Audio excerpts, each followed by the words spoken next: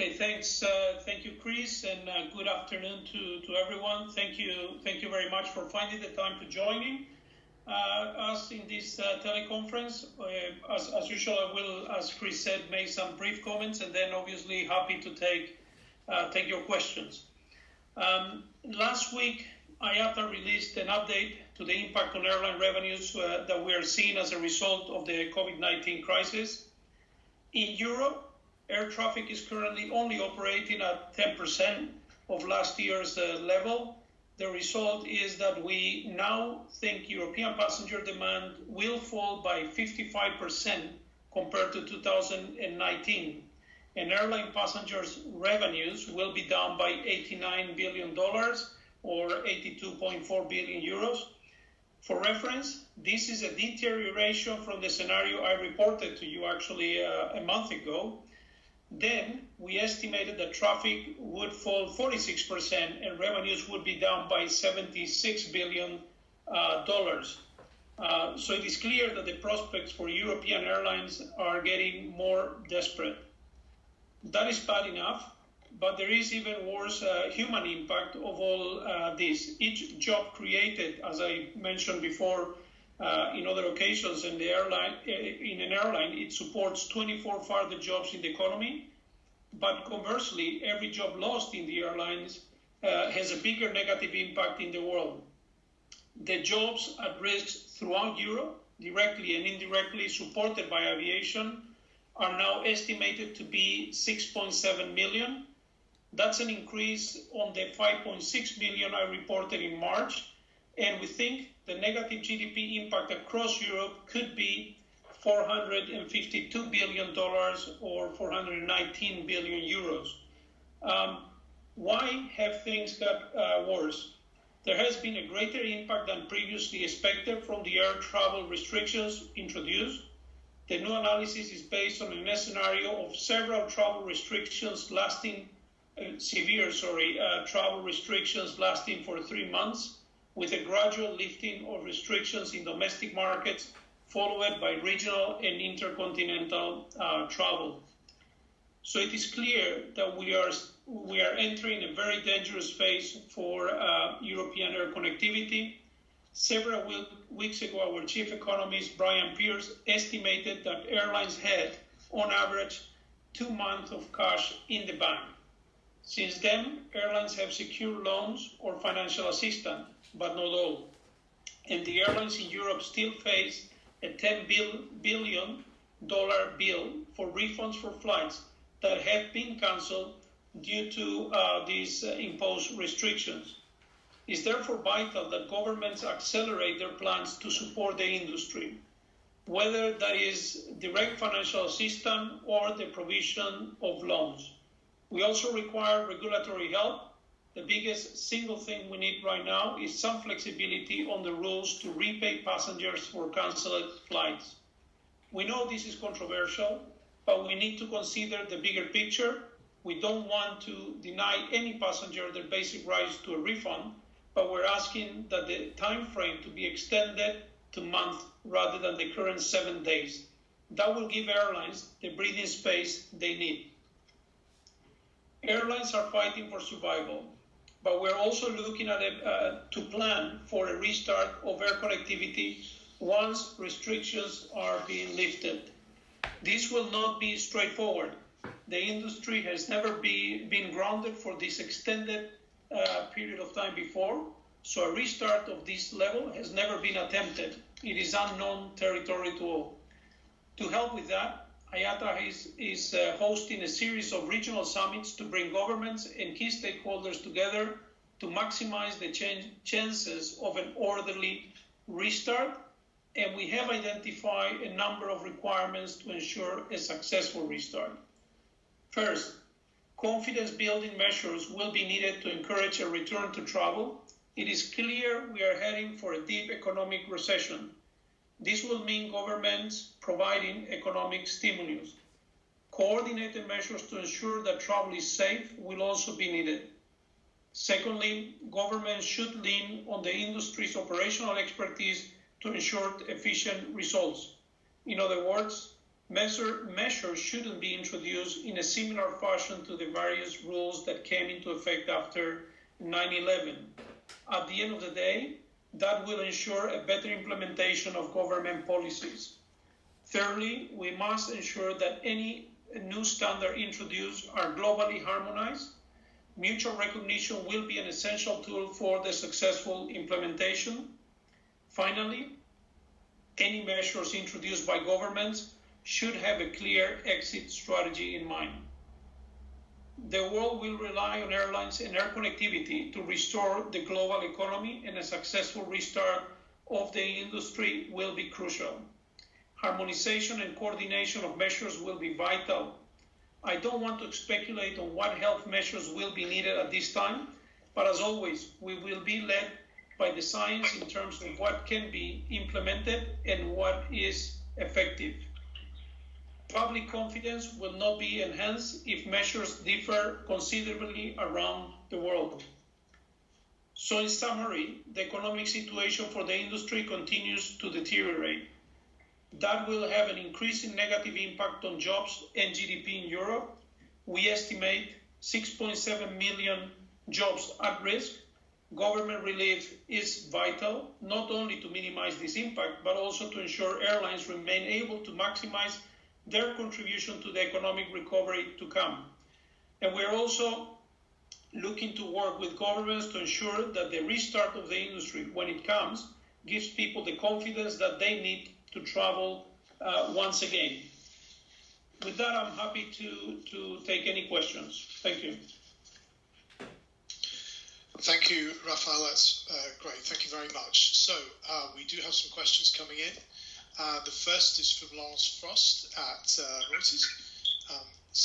Do you have the outlines of a voucher guarantee system that could underpin a suspension of refund rights and protect consumers against the insolvency of the voucher issuer? How would it work, and who would fund it? Well, no, we don't have the outline first, but obviously what we are saying is what we're saying is obviously this is an extraordinary circumstances, right? So if we are now requiring under these exceptional circumstances to have to refund in the 7-day period, then we will see multiple bankruptcies happening, which means the likelihood of having these refunds will be even more difficult. So with this option of delaying the giving flexibility or enlarging a bit the extension of the period for refunds into the month, it will help airlines to actually be able to restart and successfully, obviously, be able to serve the passengers well, either flying passengers or refunding them. So we don't have a voucher guarantee system in place, but obviously the viability of the airlines is a better guarantee than bankrupt airlines. Absolutely. Thank you. We have a question from Tivadar, and he says that on Tuesday, Alexandre de Juniac said that the era of cheap flying is over, but last week, Michael O'Leary declared a price war. Will the low-cost carriers have enough cash and a strong enough financial position to continue selling cheap tickets, and will that trigger the demand for flying?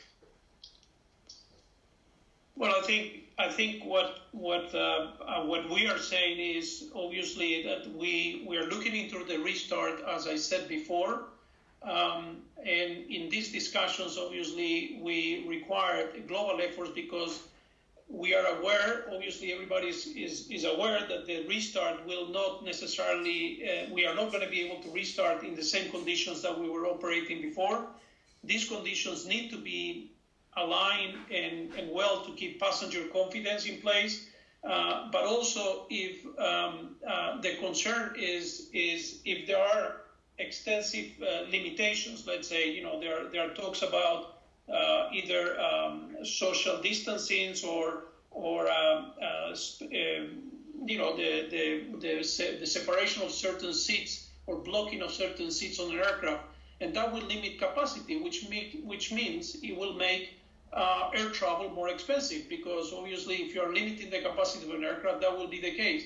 Now, in terms of commercial practices, as you quoted Michael O'Leary saying, well, that is, I would say, we don't enter into the commercial practice that could happen, because, to be honest, I mean, we are all struggling at this stage to understand how exactly we're going to restart the industry, and that's why IATA has been taking the lead in working with the industry and the stakeholders to bring a coordinated effort to restart the industry, a rational effort to restart the industry in a viable way. Thank you. Ian McSweeney has asked if we could just repeat the headline figures. Just I think it's probably easier if I quickly do that. So just to repeat, the new numbers we're reporting today are that we estimate that the continued fall in the revenues for the industry will now mean that 6.7 million jobs are at risk throughout Europe. 6.7 million, that's an increase on the 5.6 million that was reported in March. And that the new GDP impact across Europe could be as much as $452 billion, which is about 490 billion euros. Ian, there will be a press release issued at the end of this call, and you will get all those information, including individual country impacts. Okay, moving back to the questions. We have Patrick Mulder. What is IATA's point of view of the wish of Air France KLM CEO to get a higher bonus when he manages to create a better cash position with government support? Well, I guess, I mean, our view is we are asking for government support in these extraordinary times. We're asking for government support in different relief measures. I mean, we have seen already, for example, the case of the action taken by the European Commission in the slot regulation, by relaxing the slot regulation. We have seen initiatives by countries in different forms to help airlines cope through the crisis, and we're very actually thankful for that. We appreciate it, and that's what I was also referring to the case of the vouchers before. In this case, we don't necessarily. I mean, we hope that the airline will come out of this crisis in a way that it can actually restart strongly and healthy. Now, in terms of that position, we have not reviewed that across Europe, so we cannot necessarily speak out for the whole of the European region. That is something that as the relief packages or the relief actions have been actually national, right? It has not been necessarily at the European level, right? Okay, thank you. So, Oliver Clark, do European institutions need to step in? I think you've sort of addressed that with the point of the bailouts that are happening. Andreas Schulz, regional airlines and services in Europe look even more critical to survive. PSOs may look to have a chance. How is IATA seeing the situation? Well, definitely, it's, as I said before, these are extraordinary times. This is something we have never seen before. Most of the operations in Europe are on the ground. I mean, we said it, 90% lower than last year. So the regional airlines we are obviously maintaining some of them are members of IATA, but not only. I mean, we are collaborating very closely, for example, with the European regional associations as well to actually help and support and address the same needs as all airlines to reestablish solid connectivity in the European context. We do expect that domestic and regional connectivity are the ones that will be obviously reestablished earlier on, and we definitely think that they should get the right support as well from their governments to be able to do that, because they are part of this really very, the single market, and they are part of something that Europe has, which is something we would like to recuperate, this increased connectivity, which has brought so many benefits. So I would say definitely they are in the scope of the requests that we're putting in place as well, and I think they're being supported as well by many of the governments. Thank you. Chris Jasper asks, do terms of bailouts in Europe involving repayable loans at commercial rates mean carriers here will be at a disadvantage in long-haul markets versus carriers in Asia and elsewhere which have grants? Yeah, well, this is something that is, I would say, one of the issues, obviously, by not having a coordinated effort is obviously that probably depending on the system or the help that has been granted by different governments, it could actually definitely favors some versus others. So and this is something that we also, that's why we have asked systematically the same type of support for airlines in terms of government grants or relief measures on fees and charges or taxes, but that is a fact. I mean, it will have. There are already different initiatives around the world, and they will have different impact in different countries and regions as well. Thank you. Chris, I see your second question. I'll get back to you on that because I don't have the precise figure on the comparison of the uplift of the estimate, but we'll get back to you on that one, Chris. Marissa Garcia has a question. Are there any concerns that the Brexit imposed rift between UK Civil Aviation Authority and IATA may result in different passenger regulations to address COVID-19 risk? Are both UK CAA and IATA part of your regional group discussion? I would say even on the multiple discussions we've been having, actually, I mean the discussions at the UK with the UK CAA or the UK authorities and the EASA are good ones. I mean they're not going in different directions as we see. I mean the spirit of collaboration and alignment. I mean it's clear that we need to have a coordinated approach. We need to have clear standards to be able to operate. So so far we have not seen that is the case. We have not seen that could hinder actually or have an issue at the restart. But in all of be the UK CAA or EASA or ourselves, we are maintaining let's say an open and dialogue and close collaboration. So we have not seen any signs that will be a risk at this stage. Thank you. Tom Allett, are you expecting airports to provide more help to carriers when flight ops begin to resume, perhaps lower charges, etc.? Well, we do understand that airports are also, I mean, suffering in this incredible crisis that we're living.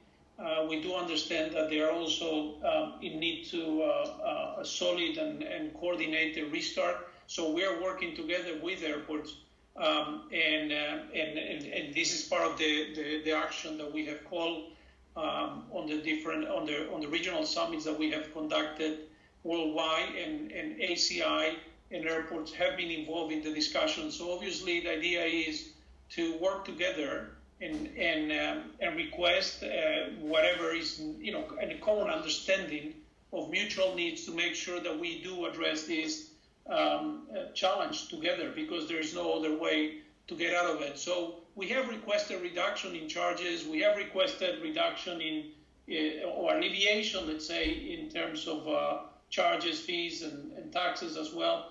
But as I said, the restart will need collaborative efforts, and we're going to be working, and we are working with the airports and ACI as well as ICAO and the regional and the European Commission. But we do believe that this requires a common approach. So it might require an effort on the industry, on the airline side, it might require, obviously, it will require an effort on the airports as well. But, that's part of the discussions that are ongoing. Thank you, Rafael. And I think I'll just add there that, just to be clear, IATA and our members do not see this as a zero-sum game. We recognise that airports have to be viable businesses too, and we need to work together to ensure a successful restart. So, whilst charges are obviously something that airlines are concerned about, we do recognise that airports need assistance too. Okay, moving on. Tibadar's come up with another question. Do you see any chance for a coordinated restart in Europe, where now all the nations are taking different measures at different times? I actually believe that there will be a strong effort in Europe to coordinate because, I mean, as I said before, the first, I do have a strong faith. I mean, we've been working together with the Commission, IASA, Eurocontrol, the different states, ACI, as I said, all the regional associations as well. I think there is the willingness is there to work together in a coordinated restart. So I believe, obviously, that we are still in a bit of an unknown territory. So obviously, a lot of discussions to restart domestically. I think initially we will see, the efforts being still at national level to restart the domestics. But the discussions about a coordinated start, especially to reestablish single market, are quite, let's say, good. And I do have faith that there will be a coordinated restart. It will be challenging because, again, this is unknown territory. But I think at the end we will come together in a coordinated effort. Thank you, Rafael. Gwyn has a comment, a question. Can you confirm the figure for the amounts of refunds owed you mentioned? What is that worldwide for Europe? I think I can just quickly take that one. So I believe the number we talked about a few weeks ago was 35 billion worldwide, approximately, of which approximately 10 billion is in Europe. Those are approximate figures, but that's roughly the amounts that we're talking about, I believe. Patrick Mulder asks, is IATA itself still healthy and is everyone working? So we are obviously spread around. I'm here in Geneva. I'll speak briefly about the Geneva team. Yes, the Geneva team is still working. Obviously, we're all isolated at home. There have been one or two cases of COVID, but it's all under control. Everyone is healthy. Thank you for asking. Rafael, do you want to comment on the Madrid team and how they've been coping? Yeah, thank you for the question, actually. I mean, and, once we started this lockdown and, I've been working, I think this is my six week working from home. We have been working very closely and with the team in spite of being all separated, let's say, because of the strict lockdown in Spain, where we have a very large office. But I have to say that the team is first healthy. There were a few cases and all of them recuperating healthy well, and everybody's working well. Actually quite motivated and engaged because, as you can imagine, this situation requires also lots of effort from our side to support the industry. So we are finding that actually it's a bit of a non-stop cycle, but I'm happy to report that people are in good spirits and motivated to support the industry. Thank you. We have a question from Jonathan Robbins. What impact will there be on consolidation in Europe? Well, again, I mean, it is already clear that in the news we have seen, I mean, the unprecedented crisis has brought the airline industry to a standstill. I mean, the aircrafts are mostly grounded around the world. In Europe, we just said, I mean, we're operating about 10% of compared to last year. So obviously, airlines are at a very fragile state. We do expect, obviously, some airlines going out of business. So there will be, we do expect some degree of consolidation, but we are at this stage looking into obviously supporting the industry. And as I said, the restart. So far, we have seen good performance overall in terms of compliance with the financial requirements that we see are needed to be, there. But obviously, the restart will require also an extraordinary effort on part of the industry.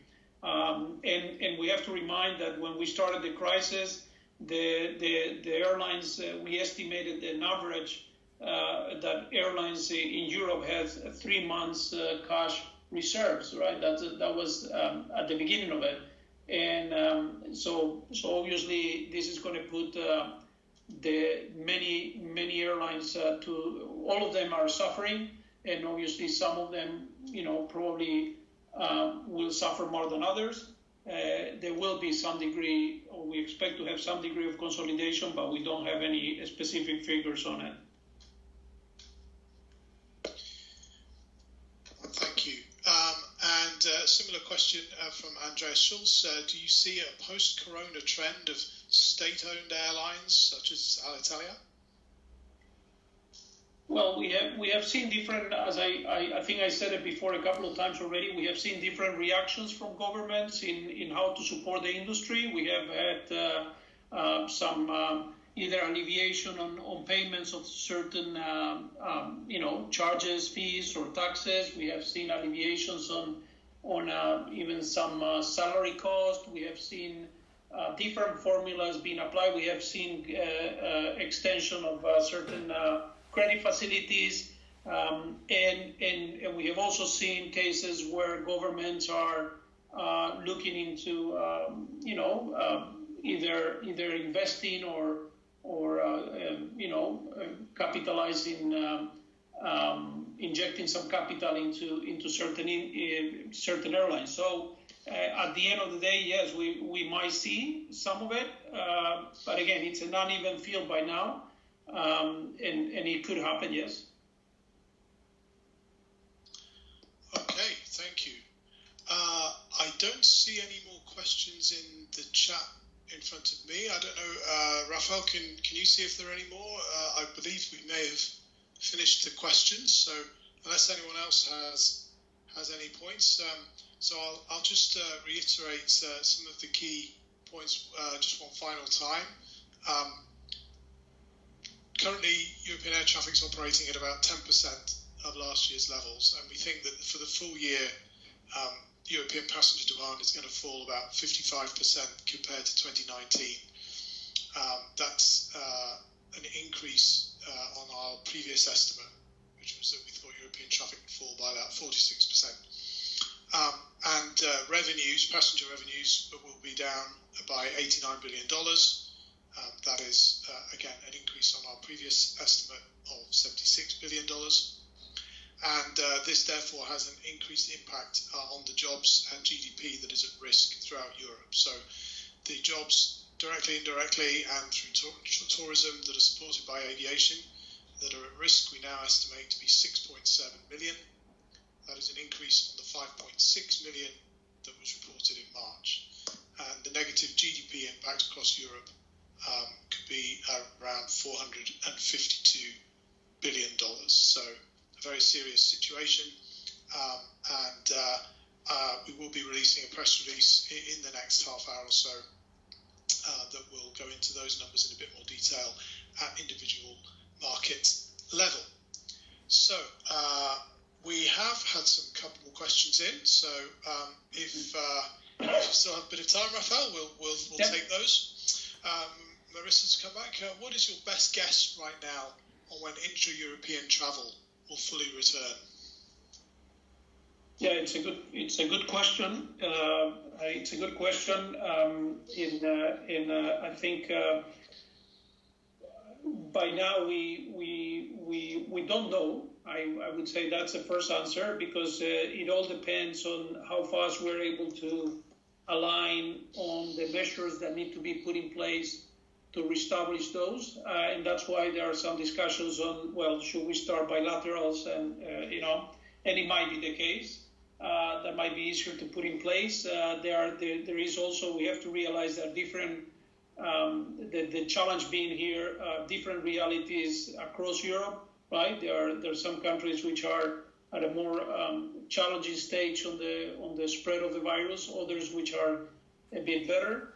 So this is one of the major challenges, and that's why I think the restart discussions are so critical, and we have been discussing this, as I said, on this global summit. So we will try to move as fast as possible to lead a quick restart, but obviously nobody's hoping for a very, very fast one, and it will be a bit of a challenge for me to give you a date, but we do expect to have a slower restart than previous crises that we have seen in the past.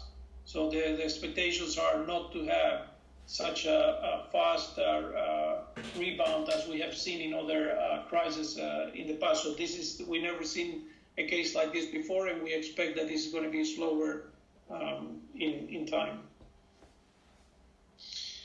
Thank you. Tom Allett, of the rescue assistance packages that have been announced so far, which is the best model, the one that others should follow? Well, that's I don't think we have done a benchmark which one is the best model for it, but we have seen obviously clearly some very good reactions initially, and I remember we did actually mention it in our communication. The actions taken by Norway, for example, where they were very quick in terms of supporting their carriers, so that and then I think Denmark followed with some of similar measures. But to be honest, at this stage is such a complex scenario where there are so many different formulas, and obviously you have to also consider that there are governments that do have let's say better financial conditions or better economic conditions to be able to support the industry, and others that are a bit more limited. So we didn't do a benchmark. I highlighted what initially was what we saw initially as a good leadership in terms of trying to support the industry, and there are many good examples around. I think in all cases, because we have said before, we're very thankful because most governments have come up to the support and to help the industry. Thank you. Natalia says, do you have estimates for revenue loss and jobs at risk in Spain? Yeah, Natalia, that's very important. Well, in Spain, and I think we have numbers for many other countries in Europe, obviously, or most of them. In the case of Spain, we are looking at a potential loss of 114 million passengers, fewer passengers. That would mean the revenue loss estimated at $15.5 billion of revenue loss, and that is risking over 900,000 jobs in Spain itself, and an impact to the economy will be over $59 billion. $59 million impact to the Spanish economy. So quite one of the hardest hits, I would say, because obviously Spain is also one of the largest aviation markets in Europe and in the world, and also a market which is highly dependent on aviation, for example, for the tourism sector, which is as well one of the largest countries in the world in the tourism-related business. Yes, indeed. Thank you. You're quite right, Rafael. It's certainly in terms of jobs, it's by far the most heavily impacted market. Graham Newton asks, will air travel lose passengers to rail for short haul as health checks and so on add yet more time to airport processes? Well, that will, I guess that will be dependent on one side on the measures taken to be able to reestablish those. But again, if we talk about measures, I mean, we have said before that airplanes are quite safe environments. The air in airplanes are quite sterile. I mean, the air in an airplane is changed 10 times more than in a regular building. We have the HEPA filters, as we said before, which are the same ones that are used at hospitals for air quality in terms of hospital. So they are able to filter 99.97% of all matters, let's say. So I think it could be the case because it might be easier to reestablish some of these lines. But in terms of measures, hopefully Europe will come with a coordinated measure in terms of the procedures to be taken into consideration. Because again, when we talk about separations and all that, it's not different to be. What is the difference to be separated in a train or in an airplane? I would say airplanes are quite safe places to be in. Thank you, Rafael. Yes, I think that point about equality of treatment is a strong one. Pejovic Tonji says, do you think EASA should develop standards for the protection of coronavirus infection for all aviation stakeholders the same as there are security standards, namely Annex 9 of the Chicago Convention? So far, EASA has not addressed this. Well, yeah, it's a very good question. I think EASA is working already on the restart plan as well. We are part of the discussion with EASA. We have obviously similar discussion with Eurocontrol and with many other institutions. So I believe even if it has not been discussing already or looking into formally on Annex 9, definitely EASA is looking into the needed standards for safe and secure, obviously, restart of the industry, meaning being able to be compliant with maintaining the level of safety, but also being able to comply with the required health measures to maintain a secure system. So I think they are working on things. So we are involved, but yes, not formally as far as I know on Annex 9 yet. Thank you, Rafael. I think that's it for the questions, and I think we need to allow you to give your voice a rest. So we really appreciate your time, Rafael, today. Thank you to all the media who've joined us today.